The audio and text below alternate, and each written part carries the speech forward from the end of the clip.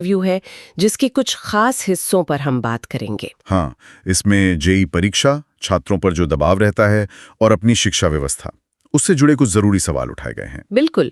और ये बातचीत काफी अहम है, जैसे परीक्षा के नंबरों का असली मतलब क्या है। हाँ, और पेरेंट्स की भूमिका, बच्चों का खोता बचपन और संस्थानों में जो भेदभाव होता है उससे कैसे निपटा जाए। हमारा मकसद यही है कि इन सब बातों को थोड़ा गहराई से समझें और देखें कि इसका असर क्या होता है। बिल्कुल, तो चलिए शुरू करते हैं। तो फिर देर किस बात की, इस विश्लेषण को शुरू करते हैं। सबसे पहले एक बहुत ही दिलचस्प, मतलब उनकी अपनी कहानी है। हाँ, आईआईटी मद्रास के निदेशक ने बताया कि उन्होंने खुद जेईई की वैसी तैयारी नहीं की थी जैसी आजकल होती है, और पहली बार में वो सफल भी नहीं हुए थे। अच्छा। हाँ, वो क्रिकेट खेलना चाहते थे, पर पिताजी ने मना किया तो वायलेंस सीखने लगे। मतलब उन्होंने स्कूल लाइफ एंजॉय की। ये तो बड़ी प्रेरणादायक बात है। बिल्कुल।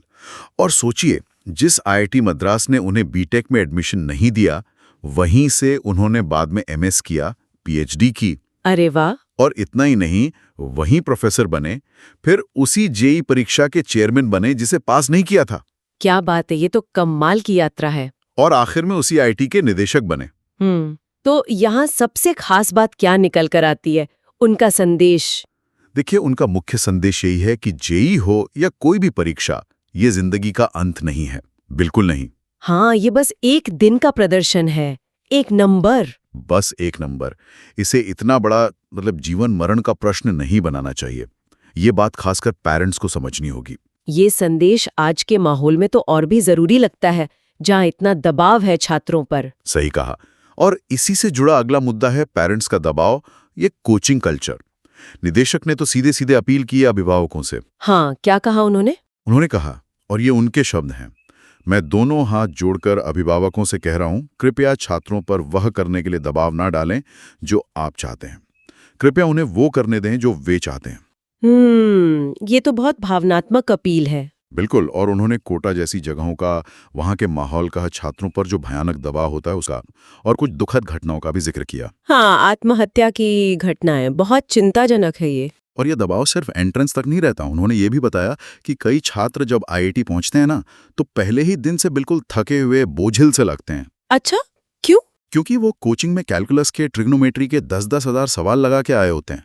सोचिए जरा। 10,000? तो फिर वो सीखेंगे क्या नया? वही तो। उनका जोर इस बात पर है कि बच्चों को उनका बचपन जीने देना चाहिए। उन्हें खेलने कूदने का, बाहर निकलने का, दोस्त बनाने का समय मिलना चाहिए। बिल्कुल, वो उदाहरण भी दे रहे थे शायद ऐसे बच्चों का जो सुबह 7 से शाम 7 बस कोचिंग में। हाँ बिल्कुल। ऐसे में उनका सामाजिक विकास, शारीरिक विकास सब रुक जाता है। सही कहा। अगर बच्चे में खुद से रुचि है, मान लीजिए आईआईटी जाना है, तो वो मेहनत करेगा। आप जबरदस्ती थोपेंगे तो बात नहीं बनेगी। हर बच्चे की अपनी काबिलियत है, अपनी क्षमता है, उसे पहचानना जरूरी है।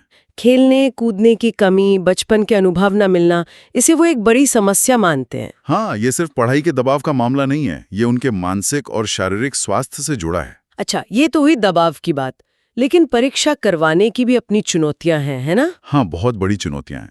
निदेशक ने साफ बताया कि करीब 2.5 लाख छात्रों के लिए परीक्षा करवाना, वो भी इतने बड़े लेवल पर।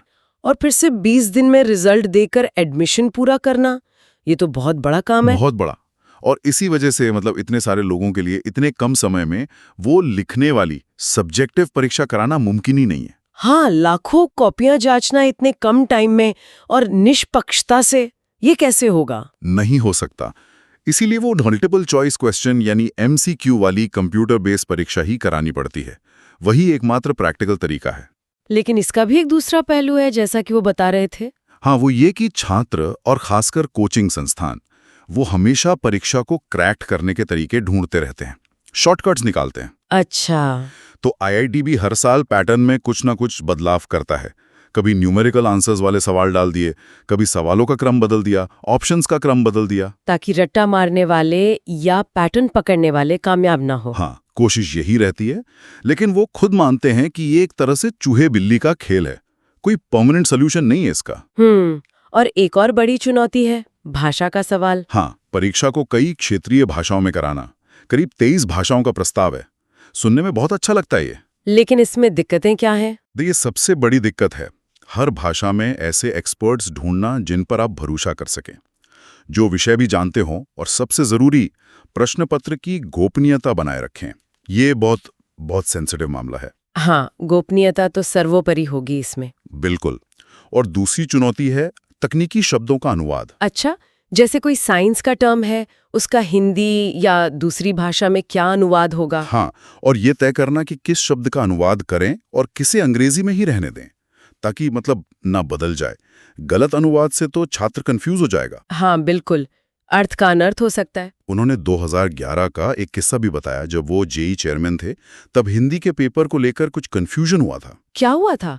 उस समय हिंदी और अंग्रेजी के पेपर अलग छपते थे, कोड भी अलग थे। कुछ छात्रों में पहले हिंदी मांगा, फिर परीक्षा के बीच में अंग्रेजी मांगने लगे। अब तो कंप्यूटर पर भाषा बदलना आसान है, पर अनुवाद की सटीकता और एक्सपर्ट्स की गोपनीयता, ये मुद्दे तो अभी भी हैं। तो ये सब चुनौतियां तो हैं, लेकिन इन सब के बीच एक नई पहल का भी जिक्र है इंटरव्यू में, स्पोर्ट्स कोटा। हाँ, ये एक दिलचस्प प्रस्ताव है आईआईटी मद्रास का, कि जो छात्र खेल में बहुत अच्छा कर रहे हैं, राज्य स्तर पर, राष्ट्रीय या अंतर्राष्ट्रीय स्तर पर, उनके लिए कुछ सीटें रखी जाएं। अच्छा, कैसे? योजना ये है कि हर कोर्स में एक सुपर न्यूमररी सीट हो, मतलब मौजूदा सीटों के अलावा एक अतिरिक्त सीट। आईआईटी मद्रास में 13 कोर्स हैं, तो शायद कुल 13 सीटें। ये तो खेल प्रतिभाओं के लिए बहुत अच्छा प्रोत्साहन हो सकता है। बिल्कुल। और इन छात्रों को मेन कोर्स शुरू करने से पहले 1 साल का तैयारी का कोर्स भी कराया जाएगा, ताकि वो पढ़ाई में बाकी छात्रों के साथ आ सकें। हाँ, ये एक तरह का ब्रिज कोर्स हुआ। हाँ, कुछ वैसा ही। इसके लिए कुछ क्राइटेरिया होंगे, जैसे मेडल वगैरह जीतना। उसके आधार पर पॉइंट्स मिलेंगे, फिर वो एलिजिबल होंगे। लेकिन ये अभी प्रस्ताव ही है, लागू हो गया है? नहीं, अभी से शिक्षा मंत्रालय से मंजूरी मिलनी है। निदेशक को लगता है कि शुरू में शायद सीटें खाली रह जाएं, पर धीरे धीरे लोग जानेंगे तो मांग बढ़ेगी। यहाँ पर निदेशक ने एक मजेदार लेकिन सोचने वाली बात भी कही। हाँ, उन्होंने मजाक में कहा कि हो सकता है कल को कोचिंग वाले इसके लिए भी तैयारी कराने लगे, कि हम स्पोर्ट्स कोटे से आईआईटी पहुंचाएंगे। हाँ, ये दिखाता है कि कैसे हमारा सिस्टम हर चीज का तोड़ निकालने की कोशिश करता है। खैर, ये तो हुई स्पोर्ट्स कोटे की बात, लेकिन अब आते हैं एक और बहुत ही संवेदनशील और शायद सबसे मुश्किल मुद्दे पर, भेदभाव। हाँ, और निदेशक ने ये माना है कि संस्थानों में रैंक के आधार पर भेदभाव होता है। कैसे? मतलब क्या उदाहरण दिया उन्होंने? जैसे मान लीजिए कोई ऊंची रैंक वाला छात्र है कंप्यूटर साइंस का, तो हो सकता है वो कम रैंक वाले छात्र को, जैसे केमिकल इंजीनियरिंग वाले को, थोड़ा कम समझे।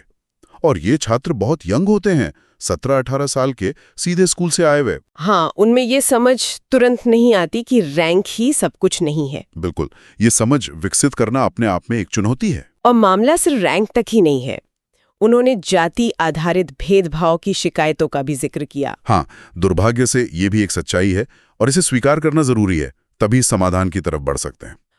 तो इससे निपटने के लिए क्या हो रहा है? देखिए, SC, ST और OBC छात्रों के मुद्दों के लिए हाई लेवल कमेटियां बनी हुई हैं। आईआईटी मद्रास का दावा है कि एक बार एडमिशन हो गया, उसके बाद संस्थान के अंदर कहीं भी किसी रिकॉर्ड में, किसी पोर्टल पर छात्र की रैंक या उसकी कैटेगरी, जाति का जिक्र नहीं होता। अच्छा। यहां तक कि फैकल्टी को भी सख्त निर्देश हैं कि वो छात्रों से कभी उनकी रैंक या जाति ना पूछें। कोशिश है कि अंदर एक लेवल प्लेइंग फील्ड बने। लेकिन यहीं पर एक मुश्किल, या कहें कि एक दुविधा है। हाँ, वो दुविधा है पारदर्शिता और भेदभाव के बीच की। समझिए, एडमिशन प्रक्रिया में भरोसा बनाए रखने के लिए ये जरूरी है कि कट ऑफ और रैंक लिस्ट सार्वजनिक हो। हाँ, मतलब जनरल की क्या कट ऑफ थी, ओबीसी की क्या, SC ST की क्या, ये बताना पड़ता है, ताकि कोई ये ना कहे कि गड़बड़ हुई है। बिल्कुल, और ये जानकारी छात्र के जेई स्कोर कार्ड पर भी होती है।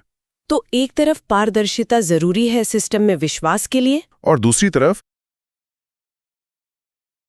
यही पारदर्शिता रैंक और कैटेगरी की जानकारी को बाहर लाती है, जिससे भेदभाव की गुंजाइश बन जाती है, चाहे अनजाने में ही सही। ये तो सच में एक बहुत मुश्किल संतुलन है। बहुत मुश्किल। विश्वास की कमी पारदर्शिता मांगती है, और वही पारदर्शिता भेदभाव का रास्ता खोल सकती है। एक तरह का चक्रव्यूह है ये। तो फिर इस भेदभाव को कम कैसे किया जाए? क्या कुछ उपाय सोचे जा रहे हैं? हाँ, एक सुझाव जो आता है वो ये कि सभी छात्रों के लिए पहला साल कॉमन कर दिया जाए। मतलब ब्रांच बाद में मिले? हाँ, ब्रांच का अलॉटमेंट पहले साल के CGPA यानी मार्क्स के आधार पर हो। लेकिन क्या इससे समस्या हल होगी? शायद पूरी तरह नहीं। जैसा निदेशक ने भी इशारा किया, हो सकता है फिर भेदभाव रैंक की जगह CGPA पर होने लगे। बस समस्या 1 साल आगे खिसक जाएगी। कोई और विचार? एक और आइडिया CBSE के 10th के ग्रेडिंग सिस्टम जैसा है, जहां नंबर की जगह ग्रेड मिलते हैं, A1, A2 वगैरह। अच्छा, उससे क्या होगा? उससे ये होता है कि जो थोड़े बहुत नंबरों का फर्क होता है ना, वो मिट जाता है। लगभग एक जैसा परफॉर्म करने वाले बच्चे एक ही ग्रेड में आ जाते हैं, तो वो छोटे छोटे अंतर पर होने वाला भेदभाव कम हो सकता है। यानी अंकों की जगह ग्रेड या बैंड का इस्तेमाल करना। हाँ, ये भी एक दिशा हो सकती है, लेकिन निदेशक का सबसे ज्यादा जोर सेंसिटाइजेशन पर है। सेंसिटाइजेशन मतलब छात्रों को, फैकल्टी को, सबको इस मुद्दे के प्रति संवेदनशील बनाना, उन्हें समझाना। उनका मानना है कि नियम बदलने से ज्यादा जरूरी है लोगों की सोच बदलना। ये बात तो बहुत महत्वपूर्ण है कि ये जो रैंक और सीजीपीए है, ये बस नंबर है, ये किसी इंसान की पूरी पहचान नहीं है। बिल्कुल। ओरिएंटेशन प्रोग्राम के जरिए, लगातार बातचीत के जरिए ये सोच पैदा करना कि ये नंबर आपकी काबिलियत का अकेला पैमाना नहीं है। और इसीलिए वो बार बार इस बात को दोहराते हैं, एक मंत्र की तरह। हाँ, जेई रैंक सिर्फ एक पूर्णांक है, सीजीपीए भी बस एक वास्तविक संख्या है। कोशिश यही है कि इन नंबरों से जो एक सोशल स्टेटस जुड़ गया है, उसे कम किया जाए। सच में सोचने वाली बात है कि हमने इन नंबरों को इतना महत्व क्यों दे दिया है। तो आईआईटी मद्रास के निदेशक के इस इंटरव्यू के अंशों पर बात करके कई अहम बातें सामने आईं। परीक्षा का दबाव, छात्रों का मानसिक स्वास्थ्य, हाँ, और भाषा की चुनौती, सिस्टम की अपनी सीमाएं और संस्थानों के अंदर जो भेदभाव की परतें हैं, वो सब। साथ ही स्पोर्ट्स कोटा या कॉमन फर्स्ट ईयर जैसे कुछ समाधानों की दिशा में भी सोचा जा रहा है। बिल्कुल। लेकिन सबसे बड़ी जरूरत शायद सोच बदलने की है। और यह भी साफ है कि पारदर्शिता और भेदभाव को रोकने की कोशिश, इनके बीच संतुलन साधना बहुत मुश्किल है। ये एक लगातार चलने वाली चुनौती है। आज का ये विश्लेषण हम यहीं रोकते हैं, लेकिन जाते जाते श्रोताओं के लिए एक सवाल जरूर छोड़ जाते हैं। हाँ। अगर हम सचमुच रैंक और नंबरों की इस अंधी दौड़ से बाहर निकलना चाहते हैं, तो टैलेंट को पहचानने के, अवसर देने के ऐसे कौन से नए तरीके हो सकते हैं जो निष्पक्ष भी हों, भरोसेमंद भी हों और जिन्हें हमारा समाज स्वीकार भी कर सके।